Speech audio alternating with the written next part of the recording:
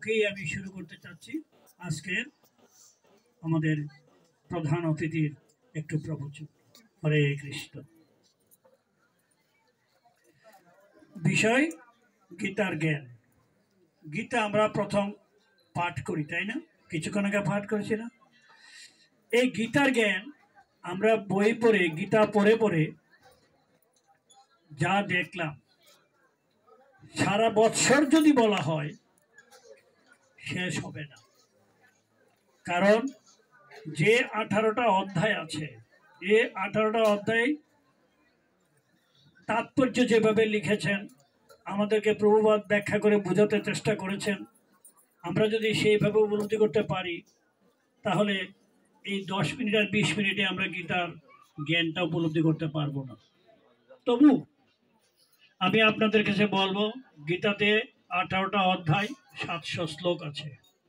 এই গীতার মাধ্যমে আমরা কি শিখব? প্রথমত হলো গীতা আসলে মহাভারতের একটা অংশ।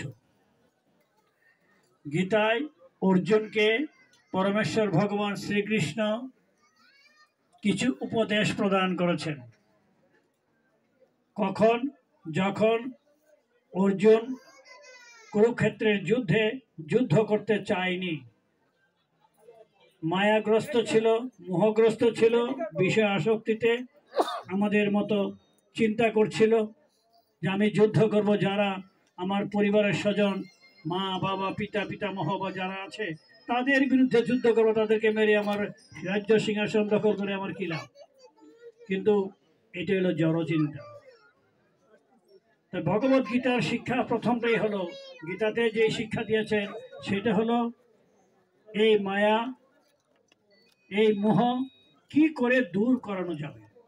তাই ভগবান অর্জুনের মধ্য দিয়া এই অজ্ঞানতা, এই মায়াবদ্ধতা, এই মোহান্ধতা, এই অজ্ঞান জ্ঞানটাকে দূর করাবে। তার মধ্যে তো অজ্ঞানতা ছিল না, কিন্তু ভগবান স্ব ইচ্ছায় তার মধ্যে এই জ্ঞানটা তৈরি করে দিল, যেন কিছু প্রশ্ন করে আমি যেন কিছু বলতে পারি। কারণ অর্জুন ছিল তার বন্ধু, তার সখা, তাকে কখনো অজ্ঞানতার মধ্যে রাখিনি। কিন্তু কেন তিনি এটা করেছেন? ভগবান নিজে ইচ্ছা করে করেছেন। আমার মতো, আমাদের মতো যারা পরবর্তী জন্ম নিচ্ছে, আসবে, তাদের শিক্ষাটা দেওয়ার জন্য, যে এই উপদেশগুলি তাদের কল্যাণে লাগবে, তারা এই জড়বন্ধন থেকে মুক্ত হতে পারবে। তাহলে গীতার শিক্ষাটা কি? অর্জুন এই যুদ্ধ করতে চায়নি, অনেক প্রশ্ন করেছে, আর ভগবান স্বয়ং উত্তর দিয়েছে। যতক্ষণ সন্তুষ্ট না হয়েছে যুদ্ধ করার জন্য, ততক্ষণ প্রশ্ন আর উত্তর চলছে। এবং সেইভাবে গীতায় অর্জুনের প্রশ্ন একাধিক। কয়টা প্রশ্ন আছে? 16। এই 16টা প্রশ্নের উত্তর, সঠিক উত্তর। এই 16টা প্রশ্নের উত্তর দিতে গিয়ে যা বলেছেন সেটাই গীতা। তো আমি যেটা বলতে চাচ্ছি সংক্ষেপে, সেটা হলো যতক্ষণ পর্যন্ত না সে বুঝেছে অর্জুন যে এখন আমি পারবো, যুদ্ধ করতে পারবো, ততক্ষণ উপদেশ দিয়েছে। কখন? যখন তিনি উপলব্ধি করতে পেরেছেন, বিশ্বরূপ দর্শন করতে পেরেছেন, যে তুমি বন্ধু হলে, তুমি তো এত বছর বেশি, তুমি এত জন্মের কথা কি করে বলো, কেমন? তখন সে বুদ্ধি খরচ করে কৃষ্ণ কি করলো? অর্জুনকে দেখালো। অর্জুনের বিশ্বাসটা পুরা হলো। এখন আমাদের গীতার শিক্ষাটা হবে এমন, আজকে গীতা ভাগবত যে প্রচার, গীতার যে প্রচার, এটা আগে কি লাগবে? আগে আমাদের এইরকম একটা অনুষ্ঠানের মাধ্যমে আমাদের বিশ্বাস স্থাপন করতে হবে, চোখে না দেখলেও। কেন? গুরু পরম্পরা ধারায় আমরা পরম গুরুদেব প্রভুপাদ, উনি আমাদের এই গীতা এমন সুন্দর ভাষায় রচনা করে দিয়েছেন, সম্বোধনা করেছেন, তাৎপর্য উপস্থাপনা করেছেন, যেটা পৃথিবীর সর্বত্র এটা গ্রহণ করেছে, করতেছে। তাহলে আমাদের এই গীতার শিক্ষাটা, এই গীতার জ্ঞানটা, আমি যদি একটু চিন্তা করি যে এখন বড় একটা সমুদ্রের মধ্যে যাচ্ছি, কোনো কারণে আমি সমুদ্রের জলে ডুবে যাচ্ছি, তখন যদি আমি আমার বাঁচার জন্য আমি আমার জীর্ণ বস্ত্র বা আমার যে ভালো দামি দামি সোয়েটার আছে, গায়ে আছে, এইটার যত্ন নিয়ে যদি দেখি যত্ন না নিয়ে আমি জলে ডুবে মরে যাচ্ছি, কিন্তু আমার পোশাকের দিকে আমার মন, আমি কি করতেছি, বাঁচবার জন্য পোশাকের চিন্তা করতেছি, এটা কি বুদ্ধিমানের কাজ হবে? আমি তো মরেই যাচ্ছি, পড়ে যাচ্ছি। তো এই গীতার জ্ঞানে উপমা এসে বলছে যে যে মানুষ ডুবে যাচ্ছে তার পরনের কাপড়ের প্রতি করুণা প্রদর্শন নিতান্তই অর্থহীন, এটা বোকামি। তেমনি যে মানুষ ভবসমুদ্রে হাবুডুবু খাচ্ছে তার বাইরের আবরণ জড়দেহটাকে উদ্ধার করলে সেই উদ্ধার কখনো ভগবত ধামে যাওয়া যাবে না। এই বন্ধন থেকে আগে মুক্ত হতে হবে। এটা হলো সেই উদাহরণ দিয়ে প্রভুপাদ উপমা দিয়ে বুঝিয়েছে। তো গীতার শিক্ষা আমরা বিভিন্নভাবে গ্রহণ করতে পারি, এক একটা চ্যাপ্টার ওয়াইজ। এর মধ্যে 3টা অধ্যায় যোগকে প্রাধান্য বেশি দেওয়া হয়েছে, কর্মযুগের কথা বলা হয়েছে, ভক্তি যুগের কথা বলা হয়েছে, আর কি যুগের কথা বলা হয়েছে বেশি গুরুত্বপূর্ণ? জ্ঞান যুগ। তাই এই যে গীতার জ্ঞান কর্ম না করলে হবে না, কিন্তু গীতায় শিক্ষা দিচ্ছে তুমি তো কর্ম না করে থাকতেও পারবে না, কিছু না কিছু করতেই হবে। কিন্তু গীতায় শিক্ষা দিচ্ছে তুমি কোন কর্ম করবে, যে কর্মের গীতায় নির্দেশ দেওয়া হয়েছে। অর্থাৎ বিকর্ম যেন আমরা না করি, আমরা যেন কর্ম মানে অকর্ম, যেটা কৃষ্ণ সেবায় কৃষ্ণ সন্তুষ্টি বিধানের জন্য যে কর্ম করি। ঠিক তেমনি আমাদের এই জ্ঞানটা আনতে হবে। গীতার জ্ঞানটা কি করে আসবে? যেমন উদাহরণ দেওয়া হচ্ছে, মেঘের আড়ালে যদি সূর্য থাকে, ঢাকা পড়ে যায়, তখন আমরা তাকে দেখি না, তখন মনে হয় আবার যদি সূর্য ওঠে তাইলে আমরা দেখি। যখন দেখি না তখন কি বলি? অস্ত গেছে, ডুবে গেছে। আর যখনই সূর্যের কিরণ আমার চোখে পড়ে তখন সূর্যটাকে দেখতে পারি। কিন্তু সূর্যটাকে আসলে ডুবেছে, অস্ত গেছে, উদিত হয়েছে? সূর্য যেখানে ছিল সেখানেই আছে, সূর্যটা একই জায়গায় আছে। ঠিক আমার দেহের ভিতর যে আত্মা আছে, আত্মাটা সবসময় একই জায়গায় আছে, আমরা সেটাকে দেখি না। আমরা কি জন্য? এই জন্য এখানে বলা হয়েছে যে এই অনুভবটা, যে আত্মাকে হৃদয়ের মধ্যে দেখা না গেলেও চেতনা প্রকাশের মধ্য দিয়ে তার আত্মার উপস্থিতি অনুভব করা যায়, এই চেতনাটা দেওয়ার জন্যই ভগবত গীতা প্রচারের মাধ্যমে এই ভক্তি যোগ অবলম্বন আমরা করতে থাকি এবং আমরা পরমেশ্বর ভগবানের চরণ লাভ করার চেষ্টা করি। এবং সেখানে গীতাই শিক্ষা দিয়েছে, মন মনা ভব মদ ভক্ত মজ্জা যেই মাং নমস্কার। কিভাবে? আমাকে প্রণাম করো, আমাকে পূজা করো, আমাকে এটা করো, বলছে একজন সদ্গুরুর মাধ্যমে। আমি তো আপনি সরাসরি জানি না, তাহলে কার মাধ্যমে যেতে হবে? একজন যথার্থ শিক্ষক, একজন যথার্থ গুরু, যিনি হবেন আধ্যাত্মিক গুরু, শাস্ত্রের অনুমোদিত গুরু। এটা হলো গুরু পরম্পরা ধারা গুরু। সেই পরম্পরা ধারা বলতে চৈতন্য মহাপ্রভু মাত্র 4টা সম্প্রদায়কে স্বীকৃতি দিয়ে গেছেন। শ্রী ব্রহ্মা রুদ্র সনকা, এই 4টা সম্প্রদায়কে স্বীকৃতি দিয়েছেন। তাইলে আজকে এই অসম্প্রদায়ভুক্ত জায়গায় আমরা ছিলাম বলে আমাদের এখনো শিক্ষার মধ্যে অনেক কুসংস্কার রয়েছে, যার কারণে প্রতিটা ঘরের মধ্যে গিয়ে 5 জন 6 জন যারাই থাকে তারা সবাই কৃষ্ণ ভক্ত, শুদ্ধ ভক্তিপথ অবলম্বন করে না, করতে দেয় না, অথবা করা হচ্ছে না। কেন? আগে থেকে যা দেখে এসছি আমরা এখন তাই করতে যাচ্ছি। তাই সেই জন্য আমি বলবো, গীতার জ্ঞানটুকু বুঝতে হলে গাছের গোড়ায় জল দিলে যেমন সারা গাছটাই জল পায়, তেমনি সবকিছুর উৎস হলো পরমেশ্বর ভগবান। ভগবানকে সেবা করলে আমরা আত্মীয় স্বজন, বন্ধু বান্ধব যা আছে সকলের সেবা একসাথে হয়ে যায়।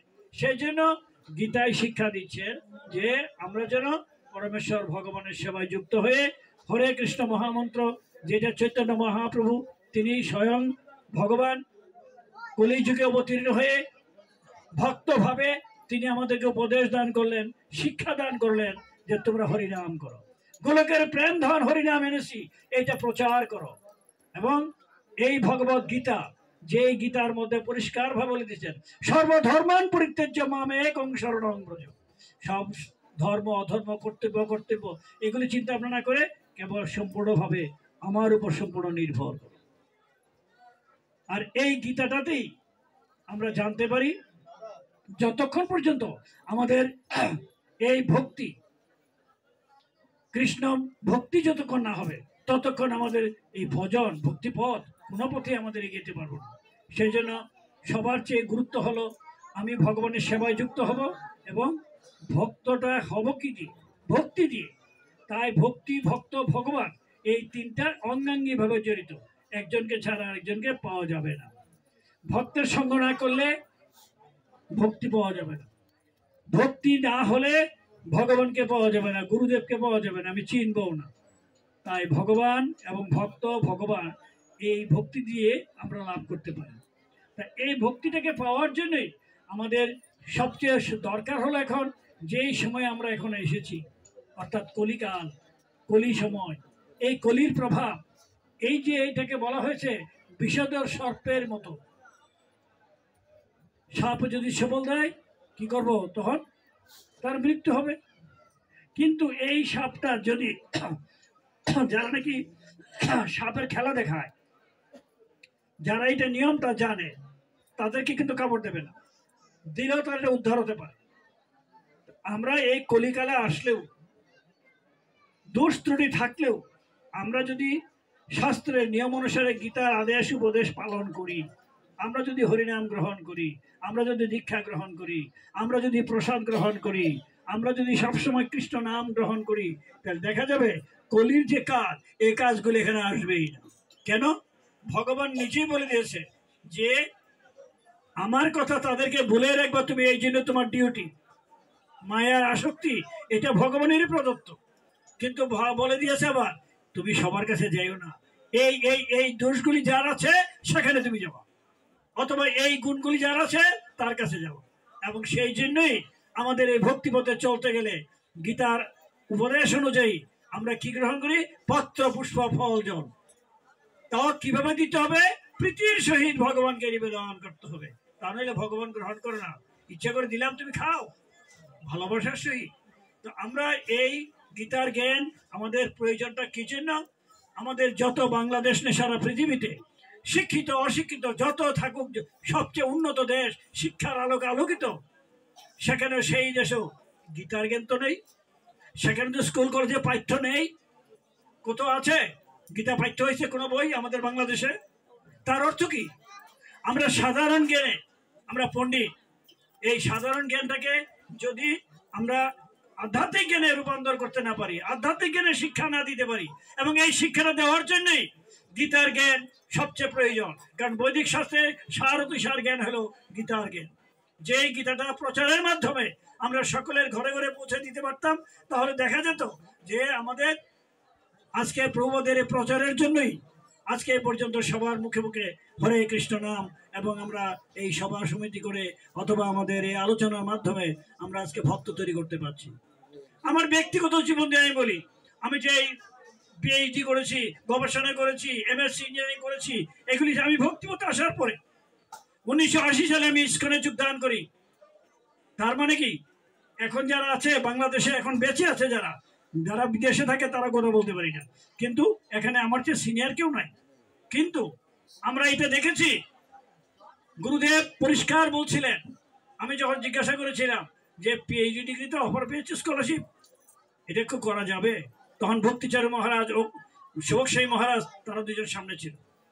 উত্তর আমাকে এইটি সন্তুষ্ট করেছিল যে তুমি অবশ্যই করবে। কেন? পিএইচডি করে শর্ত আমার একটাই, তুমি ফিরে মন্দিরে চলে যাও না, তুমি আগে ওই প্রফেসর স্বীকৃতি এই পদ ছাড়বা না, তুমি দেশে ফিরে যাবে, তুমি প্রচার করবে বাংলাদেশে, এই যে তোমার প্রথম ডিউটি। আমি কথা দিয়েছি এবং আজও আমি সেই কথা পালন করতে চেষ্টা করছি। তার অর্থ হলো এই যে আমরা যতক্ষণ গীতার শিক্ষা, গুরুদেবকে মান্য করা, গুরুদেবের আদেশ পালন করা, তাই গুরু বাক্য শিরোধার্য। আর গুরুদেব শাস্ত্রের নিয়মের বাইরে কোনো কথা বলেন না, কারণ ভগবানের প্রতিনিধি। এটা হলো আমাদের প্রকৃত জ্ঞান যে ভগবান এক এবং ভগবান আছেন, তিনি নিত্য শাশ্বত চিরন্তন। কাজে আমাদের সনাতনী শিক্ষা হলো এই, বৈদিক শিক্ষাটা, গীতার শিক্ষাটা হলো এই যে আমরা যেন মায়াচ্ছন্ন না হই, আমরা যেন যেই কারণে এসেছি, আমাদের কর্মফলে হোক, যে ফলে হোক, তুমি অতীতের চিন্তা না করে তুমি বর্তমানে সাধুসঙ্গ করে এই নামটা প্রচার করো, গীতা ঘরে ঘরে বিলিয়ে দাও, আর যারা দেখো তারে কহ কৃষ্ণ বোধে, প্রতি ঘরে ঘরে গিয়ে করো কৃষ্ণ ভক্তির শিক্ষা। এই শিক্ষাটা প্রত্যেকের ঘরে ঘরে দিয়ে আসো। আমরা যদিও যেতে পারি না, কিন্তু চেষ্টা করি। তাই আমি বলবো, আজকে আমাদের কত বড় সৌভাগ্য যে আজকে এই মাটি ধন্য, আজকের এই গ্রাম ধন্য, আজকের এই এলাকা ধন্য। কেন? সাধুগুরু বৈষ্ণবদের শুভ আগমনে, আজকের একটা মৃত্যুর কারণে, আজকে তার পরমাত্মার কল্যাণের জন্য যে বৈদিক শ্রাদ্ধ অনুষ্ঠান হলো, এইটা হলো আমাদের জন্য একটা সৌভাগ্যের উপমা, প্রতীক, যে আমাদের প্রত্যেকের মরতে হবে এবং আমাদের জন্ম হবে, কিন্তু আত্মার কখনো জন্ম মৃত্যু হবে না। এই আত্মার শিক্ষাটা কোথায় আছে? শ্রীমদ্ ভগবত গীতা যথাযথ। এটা পড়ি, এটা দেখি, তাহলে আমরা বুঝতে পারবো আত্মার বিনাশ নেই। আর ভগবান বললেন, আমি আমার ভক্তেরও বিনাশ নাই, কারণ আমার প্রিয় যারা আমার কথা শুনে, আমি যারা আমাকে ভালোবাসে, আমি তাদেরকে ভালোবাসি। তাই আমি বলবো, আমরা যদি ভগবানের সেবা করতে পারি, ভগবানকে সন্তুষ্ট করতে পারি, ভগবান নিজে বলেছেন যে তাদের জন্য চিন্তা করতে হবে না, আমি তাদের জন্য দেখাশোনা করব, আমার কাছে নিয়ে আসবো। কি বলে নাই? তাইলে আমাদের কি চিন্তা? আমাদের তো চিন্তা থাকার কথা না। আমাদের চিন্তা একটাই, যে আমরা যেন ভক্তিপথ যেন ছেড়ে না দিই।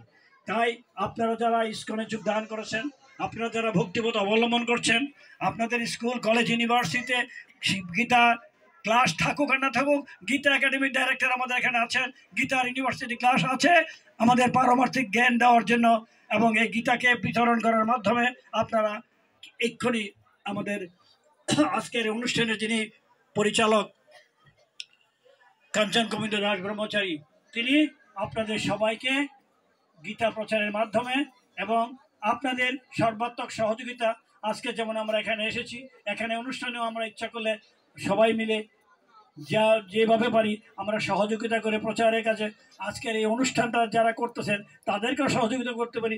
ভগবানের জন্য যেখানে যেখানে যা কিছু করা দরকার অক্ষয় হয়ে থাকবে, তারা এইটা আমাদের জন্য কল্যাণকর। তাই আমি আপনাদের কাছে এই মিনতি করি যে আপনারা সবসময়, যেহেতু আমরা কিছু নিয়ে যেতে পারবো না, যতটুকু পারি সবাই সবার প্রতি এই সহানুভূতি নিয়ে, সহযোগিতা নিয়ে, এবং সকলের প্রতি সকলের এই যে মিল, একের প্রতি একের সহানুভূতি, অনুভূতিটা, চেতনাটা, এই কৃষ্ণ ভাবনার অমৃত চেতনা, এটা জাগরিত করুন। সবাই আপনারা ভালো থাকুন, পরমেশ্বর ভগবান আপনাদের সহায় হন, গুরুদেব আপনার প্রতি আশীর্বাদ পুষ্ট করুন। সবাই বলুন হরে কৃষ্ণ হরে কৃষ্ণ কৃষ্ণ কৃষ্ণ হরে হরে হরে রাম হরে রাম রাম রাম হরে হরে। মনে রাখবেন,